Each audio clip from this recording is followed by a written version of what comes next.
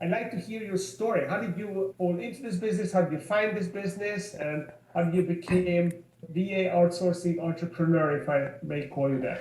I got into outsourcing through, like a lot of people, I think, through Tim Ferriss's book, The 4 Hour Work Week. I evaluated that and read it cover to cover multiple times, sat down and actually I built a business from that model.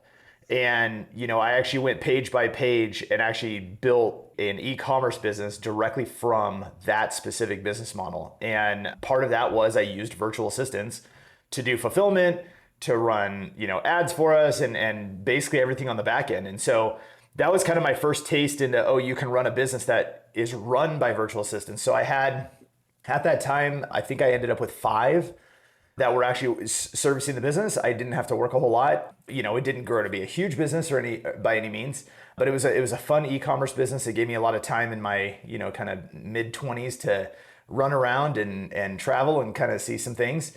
And then ever since then, I've continued to keep virtual assistants working for me, with me in each kind of thing that I was doing. And so, then I got into marketing because we were pretty good at marketing with the e-com business. And so we continued from there and we continued on and had success with the marketing side, and the VAs were great at fulfillment and servicing that. And one day, one of my ops managers, she came and she said, you should build a VA company. And I said, well, I don't know if I want to do that, and she said, we can run it. And so sure enough, I said, all right, let's go ahead and do it. And then we started servicing basically most of our marketing clients. We just serviced them and provided VAs for them. That was really successful. Then we took on a few clients here and there. And then when I relaunched one of my agencies after it failed, I realized that I had a really, really good model and I could grow the VA company. And so that exploded and grew. So that's kind of like the Cliff Notes version. So what is the framework for establishing a VA-run company? What does it look like? So for me, the way that I've been able to do it, and we've done this multiple times, so for me, I can say that this works. It's not luck. We start off first things first with a utility player. We call it a get shit done VA. And this is the person that's going to take all of the monotonous tasks off your plate, checking your email, appointments, scheduling appointments, admin work. Hey, we need to give access to somebody for this set of documents. We need this sent over to an attorney or whoever. Whatever those tedious tasks are that we all have. Everybody has them if you're running a business. They're just stuff. Those can be done by a virtual assistant. 95% of it can always be done by a VA. So that's the first thing that we get off our plate because it creates mental clarity. So that's the first thing. The next thing is if you look at your business, you need business, you need clients, you need customers.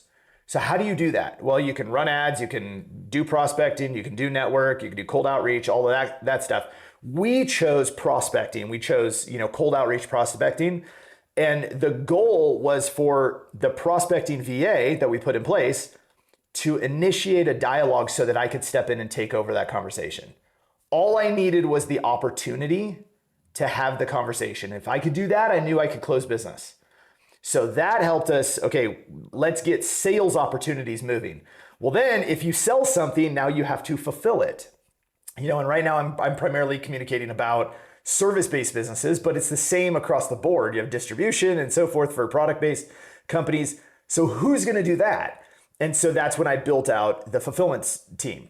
And basically the way that I built it out is I went one-on-one with the team that was going to be doing it. I walked them through step by step exactly how to do what we were going to be doing, fulfilled it, we recorded it, they went and did it.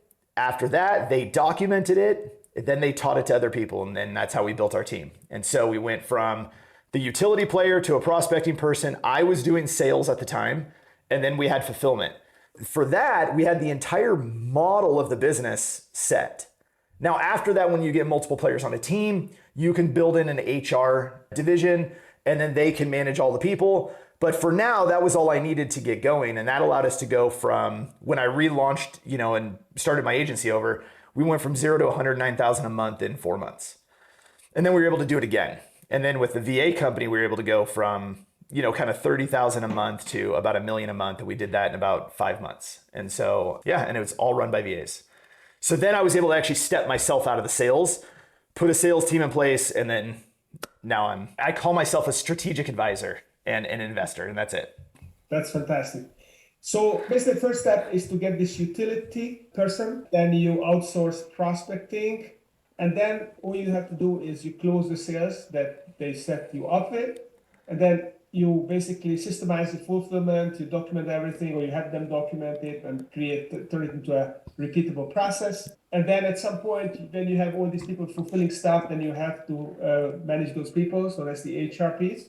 And then the last piece is the sales piece. Now, is the sales piece possible to outsource, or overseas, or that? It depends. I think it depends how you groom somebody and how you groom them in. Our sales team, it just happens to be in the US. We've gone overseas. We've gone, to the Philippines, which is where 99% of our team is. They're in the Philippines. We've gone to Latin America. It depends kind of how you want to groom somebody. I just found it's a lot easier and faster to get closers in the US. That just worked. It's allowed us, to put somebody in place and have, I guess, it's more of a natural cultural norm in the US for the closing, right? Especially for the Philippines, which is where we spend, all of our time. Their personality profile is not closing. It's not. And the difference between a setter and a closer is drastically different.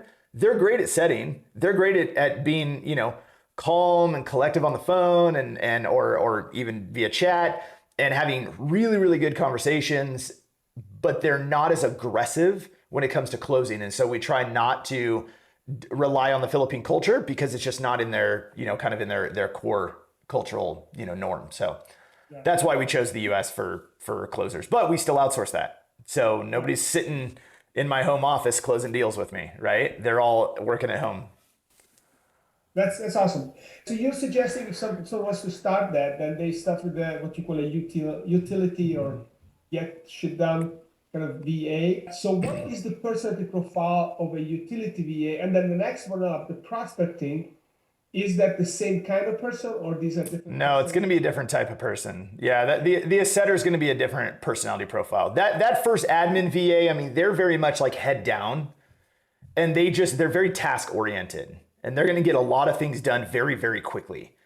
And they're also going to be a little more assertive and able to go manage on their own and go do their own thing. See when there's an opportunity to improve. See when there's an opportunity to get more things accomplished, and they'll just do it. You won't have to ask them.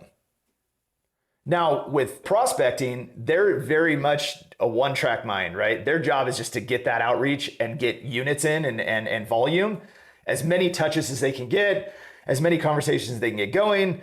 And, and then we, of course, have scripts and so forth so they can follow those. So they're very good at following, task orders. And so they're going to be a little less of the type who's going to be proactive and be able to go do their own thing. They're going to be kind of a little more oriented towards instruction. So if you already have maybe some kind of admin support, then would you start with the prospecting VA and then back into the admin, or? I think it depends what you got going on. What I notice is that if you free up an entrepreneur's time, they will fall back into monotonous work. They'll do busy work because they have all this free time. And so all of a sudden they shuffle papers or virtual papers, right? And they get very busy in the stuff. And I fall back in it too. All of a sudden I notice I'm like all this free time. And then it's like, cool, what imaginary fire can I put out? What imaginary issue can I go resolve? We constantly want to create and do and improve. And so we will find stuff to do. And so that's a challenge. So I say, okay, get all the stuff out of your way by knowing, hey, somebody else is handling it. I don't have to handle it. Get that out of the way. Now, great, somebody's prospecting, now we have sales. So as an entrepreneur, and especially if you're just starting out or you're in growth mode, your number one thing that you should be able to do is close deals. You need to generate revenue, period. That has to happen. And if it's not you doing it, then you have a sales person or team that should be executing that. That's highest priority number one if you're trying to grow. Then from there, what does fulfillment look like? And that's when the fulfillment team takes over. Yeah, love it. So let's talk a little bit about this idea of the HR VA. Mm-hmm. So maybe, in some systems like EOS, they call it integrator, kind of person who essentially manages your team. for you? I would look at them a little different. Yeah, I wouldn't look at an integrator as the HR person. Okay. I would look at the integrator as more of an ops manager or ops director. And so internally, we have somebody who is, our integrator, and she is just an absolute stud at processes and systems. And, she can track anything that you can imagine to make sure that we're actually moving in the direction we're going. So I get to be the visionary, I get to be the strategic guy, and then she gets to be the integrator. She's the operator. And so what she's doing is she's making sure that every division of the company, from whether it be this admin, side over here, whether it be, the sales and marketing division, whether it's fulfillment division, HR division, no matter what it is, she's making sure all of those work together to align and execute the vision that I put forward. So that to me is more of what an integrator is. They're the ones who actually make the ship sail. I say we're going on a voyage. The HR person is a division, manager who's going to oversee people. And her job overseeing people is making sure that they show up, making sure that they're doing, all of their stuff is in alignment, making sure that they have support for themselves. If they need something, they have somewhere to go. We have time tracking, we have, payroll and all that stuff. I mean, then we have an entire finance division, but that's how I look at the HR person, right? They're very much in charge of making sure the people that operate the ship are happy and healthy and doing well and have everything that they need. So the HR person comes into play primarily if you have a lot of people in fulfillment. If you have people, yeah. If you start to get to the point where you have people who need things, then we bring in an HR team. Okay. So maybe that comes when you're over 20 employees or 15, 20 employees. Up to that point, you probably don't need that, right? Probably not. I mean, if your operator probably could do it. Yeah, I mean, maybe that 15 mark is a good character, kind of point. But yeah, I mean, we have hundreds. So let's say, so you have your utility person, you have your prospecting, you're just closing business, the business is growing, then you systemizing the fulfillment, so you have a few people who are delivering for you, and then you don't want to be in the execution at all, so you want to replace yourself with an integrator. How would you go about it? Is it possible to outsource it to the Philippines as well? Or well, that's where mine's outsourced, and it's always been outsourced. And what I've found is that the biggest thing to understand is finding the profile, the personality profile of somebody who's going to be able to do what you're looking for, number one, so skill set. But then the second side of it is that they really have to be that personality that they flat out execute things. If you say, hey, I need something done, you don't have to ask twice. It's just flat out done. And I think in today's world, that's getting more difficult to locate and find, is that people who are that dedicated to their role, it's difficult, but they're out there. And when you find them, they're fantastic and they can change your business. Because if you're an entrepreneur who's the visionary like me, I'm not an integrator. The moment my vision is kind of translated, I don't want to be a part of it. I want the team to execute. Because I've figured out that if I step in the middle of it all, I typically bottleneck it. And because I can find all kinds of ways to switch direction and pivot a little bit, add this little thing and all, I can take a vision and then I can put 50 visions inside of it and make it almost impossible to implement. And so what I'd rather do is say, hey, here's what the vision is, execute, go. Right. And then we have we have a team that can go execute and fulfill my kind of dream, my vision of how the company should go. So what's a good time to bring in an integrator VA? Do you have to be at a certain size for it to make sense? Or you can start by hiring an integrator VA and let them build out the team? Yeah, I think it depends on your cost capacity, because this is going to be somebody you're going to have to pay well. It can't be somebody that you're trying to go get somebody off of Fiverr, or you're getting somebody off of Upwork. You're going to have to pay this person pretty well. You're going to have to view them as a partner. Not like you have to give them equity in the company, but they need to be viewed on the same level. Like, look, you're partnering with me and you and I are in this together. And there's got to be a ton of communication. So anytime. I think earlier is better. However, if it's just sit down, grind and sale, and you're just trying to sell and trying to get people into the books, sometimes the integrator might be sitting around not really having as much impact. So that's kind of, you look at your cost capacity and it's, can you afford, they could be building for the future, but the future is pretty hard if you're just in grind mode and sale mode. And that's all you're doing is just trying to make revenue so that you can even get your feet wet, right? And get going. Earlier is better in my opinion, but definitely once you get some clients moving and you actually have a vision on where you want to go. You can still be doing sales while the integrator's, helping you build. But I think that if you don't have a clear vision of where the company's going to go in what period of time, then the integrator's not going to be as effective in supporting you. I'm really big in having them as early as possible, but I can say that because we have the resources now to do that, and so that's kind of the catch, right? So when do you have the resources to be able to afford somebody who's going to be looked at as a partner? That's, for a lot of companies that gets challenging, especially when you're outsourcing. Mm-hmm. So I guess they also want to come into a company that they have things to do with. They're sitting on their hands. That doesn't help them either. Well, it doesn't help them, and it definitely goes against their personality, right? So now you're going to probably not burn somebody out, but you're going to bore them out, right? They've got to have stuff to do because that's what they do. They are doers. And so if you don't have stuff for them, it's going to be very difficult for them to stay motivated. Okay, so let's talk about Philippine employees. Most of these virtual assistants are in the Philippines. What are the pros and cons of Philippine employees? How are they better than US employees? And how are they we already talked about the sales part, they're not aggressive. Any other areas where maybe they are lagging US employees where you would opt for US employees? It comes down to your understanding of how to delegate. So again, one of the challenges is that we have a mindset that is very, very difficult to break, that a US employee or a local employee to you, whether you're in the UK or whatever, is a better fit for the business. A lot of times that just comes down to communication. So even in the Philippines, there's a little bit of a language barrier, right? It's not as bad as, many other countries, but there is a language barrier. They speak Tagalog, we have English. Well, the nice thing with the Philippines is that English is their second language. Street signs are in English, universities teach in English. They watch our movies, they wear our clothes, and they understand our culture as far as the US goes.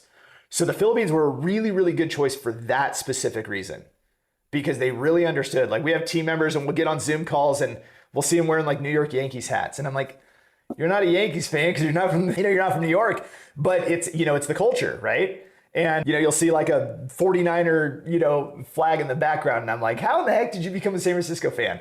It's interesting to kind of see that. So that's been beneficial.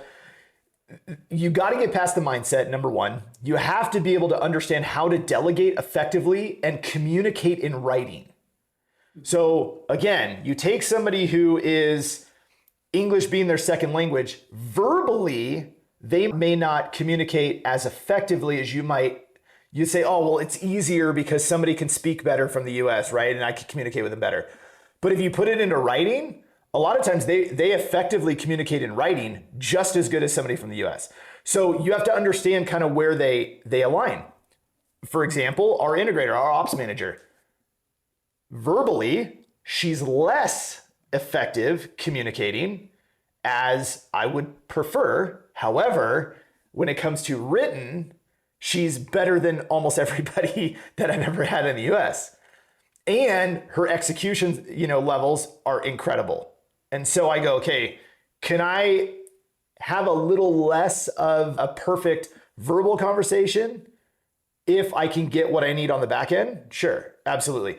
So understanding that there is a communication barrier, and you have to decide at what role in the company does somebody need to be verbally, on point, or can they just be written? So when it comes to communicating all of your projects, being able to communicate in written form is very, very important, and being able to get your point across. So that's a little bit of a barrier that you're going to run into, local versus overseas. Now, there's cost leverage. So that's a positive, right? It's less expensive to hire overseas. That's why most people do it, right? The biggest companies in the world are doing it for cost leverage. You can find somebody who has a super high level of education for way less cost than you can in the United States. Now this is what I'm really interested in, because I read somewhere that most of these virtual assistants, they actually college graduates in the Philippines. Is this true? And what is the percentage of the VAs that would have been college graduates that we did? What percentage? I don't know if there's necessarily a percentage. We do look for people with some level of education, because what it does show is that if they've gone to university and they've received a degree, we know that they can go from start to finish on something that's very challenging. So just the ability to succeed in that environment is valuable. Now, does the college degree make them more qualified or make them better than somebody else? Sometimes, sometimes not. So what we're looking for is we're looking for the ability to execute less than the actual education. We know that if somebody got a degree, they went from something from start and they got their degree, they finished. That's really, really important. However, if somebody's just flat out skilled and they're just good and they don't have an education, I don't care, right? I'm a dropout, so I don't care. On the flip side of that though, like we have people on our team with master's degrees. We have people who are professors. It's all across the board. You can get highly educated people if the education piece is important to you. You can get them at will. They're everywhere. That opportunity is there. And again, I like to reiterate that point that when you know that somebody can start something and finish it, that levels them up ahead of people who have never really fulfilled anything.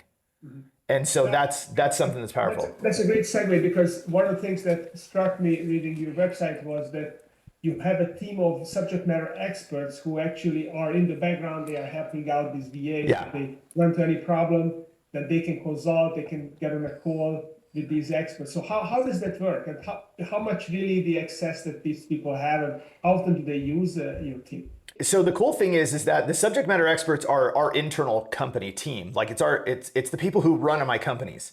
Mm-hmm. And what we do is we give them blocks where they are on call as a subject matter expert. Everything's done through our Slack community. And so any VA that works for any of our clients anywhere can jump in and ask for help.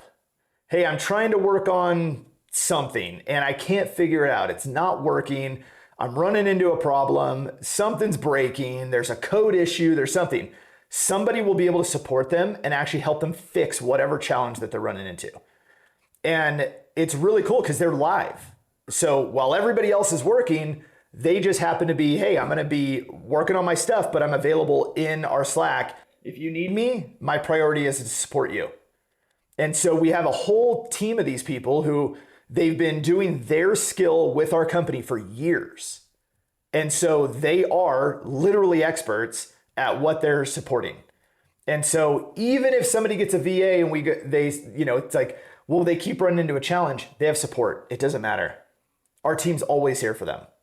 So as an example, let's say I want to have a prospecting VA and I want them to build out some kind of funnel so that they can actually generate leads for me. Is this possible? I mean, I get a lot of offers through LinkedIn. People say that, oh, I get you customers and clients. I assume that they do this through outsourcing for the most part, because if they have to generate so many, work with so many clients and make it cost efficient, there's got to be some outsourcing involved. So is this real that VAs can build funnels? Well, they can. Yeah, so you're talking about two different people though. You're talking about somebody who prospects, which is the outreach, it's the communication. And you're talking about somebody who builds funnels, which would be somebody who, well, there's gonna be two people in that. There's gonna be a designer who designs the funnel that's effectively designed. Then you're gonna have a developer who's gonna build it. So sometimes you get somebody who knows both, and that's fine. But for us, we're very, very strategic in going for specificity. I want specialists in one line. So that's why we have our pod service, which is projects on demand. And you can say, hey, listen, I need a funnel designed. Okay, great. You would submit that to the project manager of your pod system. You would give that to the project manager and they would say, great, you need the design and you need the development. So they would assign that to a graphic designer who has experience building, designing funnels. He finishes that, you approve the design, it goes to a developer, the developer builds it. Then you say, great, now my prospector has a place to send my traffic, right? And now you have your prospecting VA, which would be somebody dedicated who sits in a chair and they dial for dollars. They're doing their, their cold outreach, whether it be DMs, whether it be email outreach, whatever that might be. So if someone was to look for a prospecting VA from your company, level 9, would you actually provide a trained VA Yes. who knows how to prospect? Yep. We train all of our prospecting VAs on the system that we used to actually build our company and that we still use today. Over the past 90 days, we've launched 2 new companies which required prospecting. And so we have VAs that sit and all they do is set appointments. And then our sales team can go and they can execute. And now we have companies that have, revenue and they're brand new. And they're just following the same model that we've been working through and improving and editing and all of that as time changes and as, things are successful and then they show up to be not as great. And then we change it and we learn and we steal somebody else's ideas and all of that. Yeah. Okay, fantastic. So if someone would like to explore this and find out about level 9 and how you do things, where should they go? What should they do? Yeah, so level9virtual.com. So you can kind of see it here. Level9virtual.com. In the top right corner, it's big and yellow, book a call. You'll speak to our sales manager, Dakota. He will help make sure that we understand what you're looking for, how you're trying to execute it, who's going to be the right person to fulfill that role, or multiple teams, or whether, it's the pod. One of the things that's most fascinating is I've listened to some of his calls, and his ability to advise rather than sell has probably made us most successful, because, we'll get somebody, and, the obvious thing if you're a salesperson is commission. You want to make money. So for us, the greatest thing would be, hey, why don't you get a dedicated virtual assistant? It's our highest price point. He gets the most commission on that. But his advice has been unparalleled. It's, hey, what's going to give you the most value today? What's going to help you in your current situation? And his ability to support and guide somebody and advise them based on their current standing in their company, where their goals are trying to take them. And then he can advise on the service that's best. And sometimes that service is only $400, right? And we don't, there's not a lot of income off of it, but we know that that's going to give them the most benefits. So then later down the road, we can be even more supportive and they'll take on, greater services. That's been really, really successful for us. Talk to Dakota. He's very, very helpful in making sure that you get exactly what you need. Fantastic. Well, actually, when we hang up, I'm going to call Dakota myself. So thank you, Joe, for coming on the show and sharing this very simple but very illuminating framework on how to outsource. So thank you for coming on the call and sharing your framework. And those of you listening, do check out Level 9 because it's an exciting opportunity for you to grow your business. Yeah, thank you so much. I appreciate it.